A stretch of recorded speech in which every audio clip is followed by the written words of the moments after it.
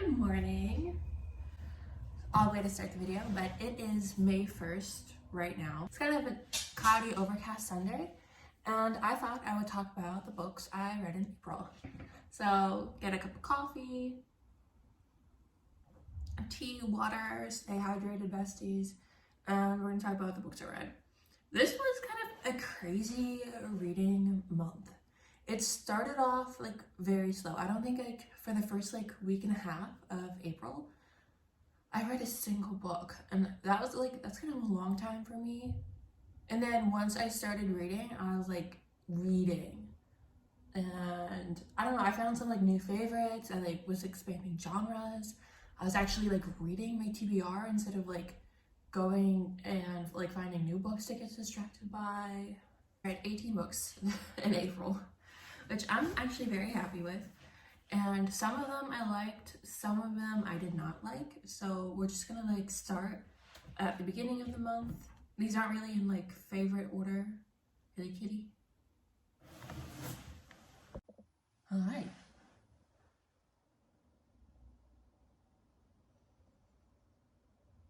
Went your car? Yeah. I love how he's never gone on this banister until have set my phone there. So he's just why is her center of attention focused right here? And yeah, but let's talk about from the beginning of the month until the end.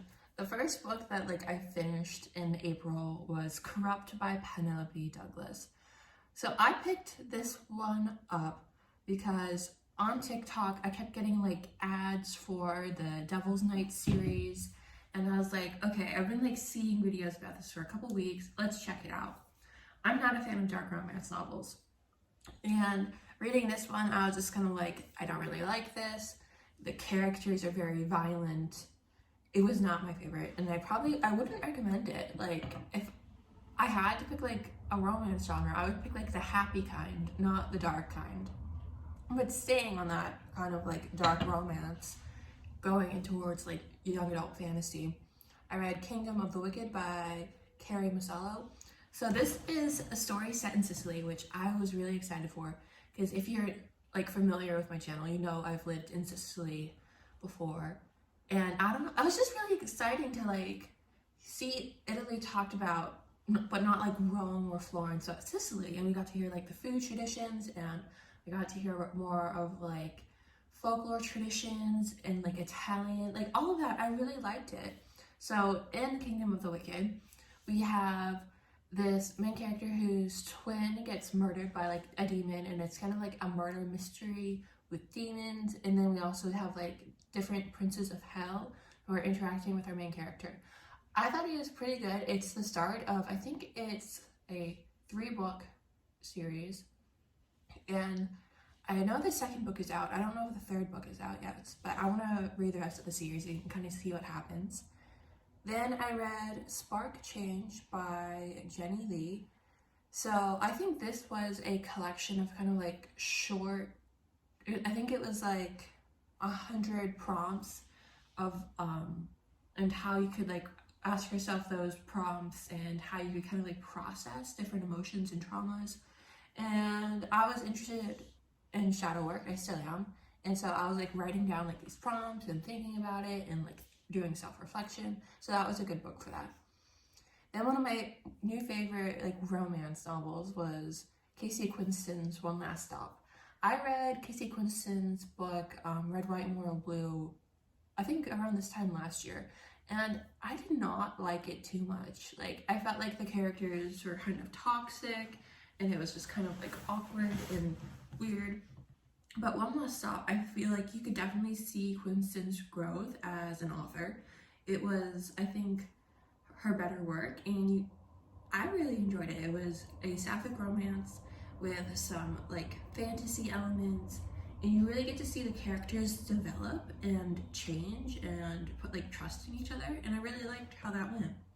And then this was, let's see how many books is it? There were 5 books by the same author. So I started reading the Throne of Glass series probably when I was 17, and I read the first 3 books. I read the first 2 books and then the collection of novellas. And that was kind of it. And I'm 23 now, so it's been like 6 years, and I was like, okay, we're gonna sit down. I'm here in Germany for a while. We're gonna read the rest of the series. I've read the rest of the series in 2 days. I was just like, so I wanted to see what happened, like, so much. I was like entranced, fully entranced. So I read Heir of Fire, Queen of Shadows, Empire of Storms, Tower of Dawn, and Kingdom of Ash. I really liked when we got to see like the introduction of Rowan, because I was like familiar with Chal and Dorian, and I really liked seeing like all of these other characters like come to the plot. Lysandra, I think, is my favorite character with Aelin, and I was really excited to see them. And then we got Manon, and I really like how the story went. Are there some things I didn't like and would change? Yes. But am I Sarah J. Maas? No. And I think it's impressive that she's able to like write so much. Like, she's that prolific. It's not like she's writing like the great American novel. She's writing a novel, and she does that very well. She's writing a romance novel that keeps like the reader engaged and happy. And you know, I think that's what maybe reading should be, is just like enjoying what you're reading instead of having it to always be like a conversation. Then I read Elizabeth by Jessica Hamilton. So here in Germany, they have these boxes of like free books where you could take a book and then put it back or put a book in it. So it's like a free public lending library, but you don't need a library card. And Elizabeth was one of the English books in the box. It was pretty short. It's basically like this horror novel about this young girl who sees a reflection in a mirror, who's kind of like making her believe that she's leading to these people's deaths. And overall, it was trying very hard to be like out there. And it was written in the 70s or 80s, so I feel like it was ahead of its time for then. But now I feel like with like the unhinged ladies books, it would fall like into that category. I read Ratataff by Toni Morrison. I didn't know this, but Toni Morrison, she's like a very prolific author. She wrote a bunch of novels, but she only wrote one short story, and that was Ratataff. And I didn't know that until I was at the bookstore here in Germany, and I was like looking, I was like, oh, Toni Morrison. I'm like, what is that short Toni Morrison book? I've never seen it before. And it was her short story. So I like picked that up. I read it literally in one sitting. It's like 45 pages. And it's this really like interesting story about these two girls who meet at like a group home, and kind of how they just keep meeting up over the years. And it talks about ideas of race and memory and kind of friendship, and how with time all of those things change whether you like it or not. Then I read People from My Neighborhood by Hiroi Kawakami. So this is a collection of short stories like talking about different people from this town, and cats are active. And I really liked this story. I liked how it focused on kind of how different everybody from the same place could be, and how you really never know anyone's stories. And then made me think about like all the different towns I'm from, and all the like the different neighbors, and thinking about like all the stories I know about them. So it's kind of like really self-reflecting for you as a reader to see all these different stories play out. Then I read Dahlia Green Doesn't Care by Ashley Herring Blake. So this is another sapphic romance novel that I really loved. This one, it was a woman returns to like her hometown for her stepsister's wedding, and she's never really gotten along with their stepsisters or the whole town in general, the stepsister in the whole town in general. But she kind of starts to like make an effort when she sees like how awful her stepsister's like fiance is.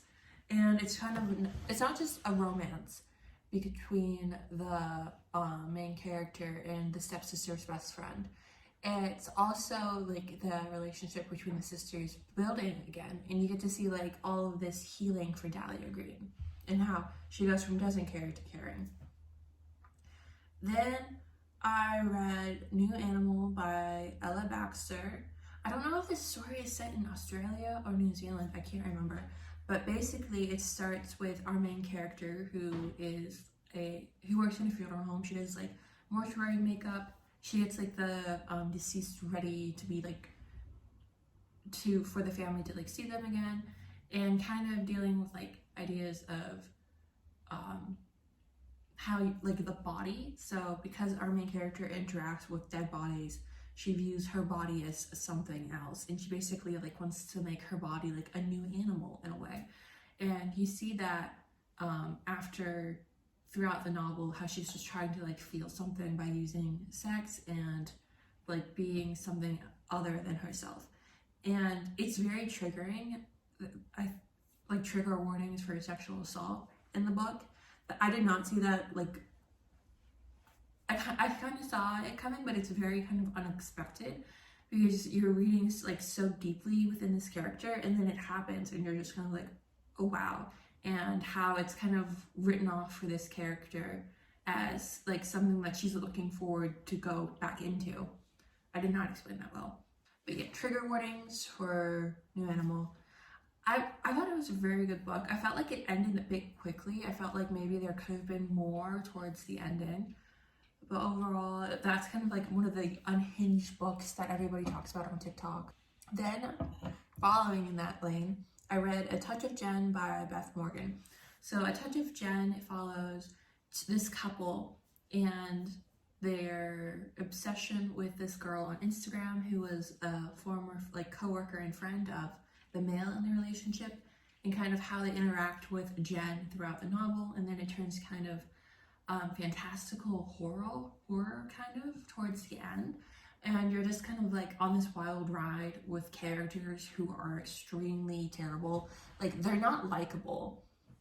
Like, you don't like these characters. You're kind of just like, okay, let's skip through, let's see what's happening.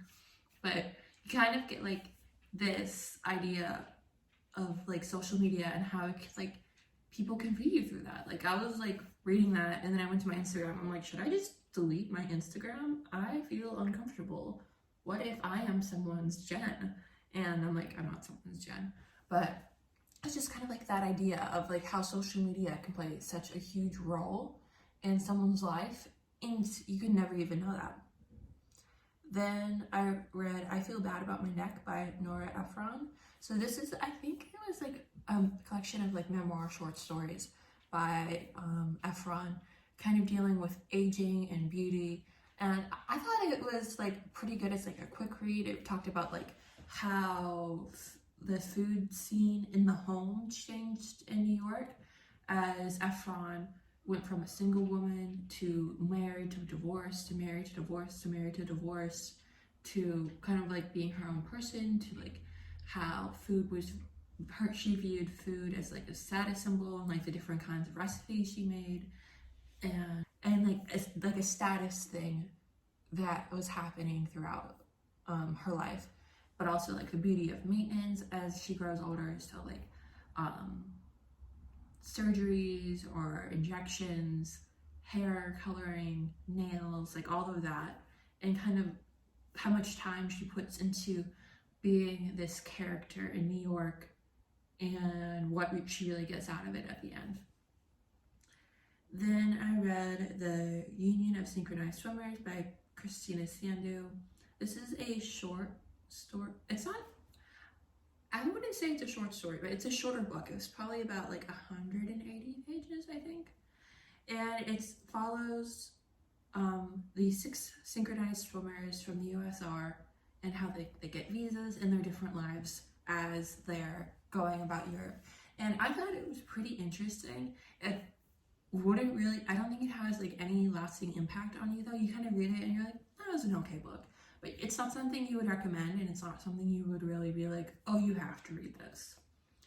Then the last book I read, it was a short story by Madeline Miller called Galatea.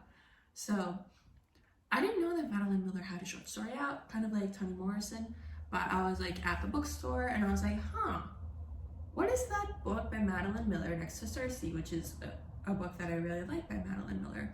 And it was Galatea, which follows this sculptor and his wife who was like made from marble that Venus breathed life into.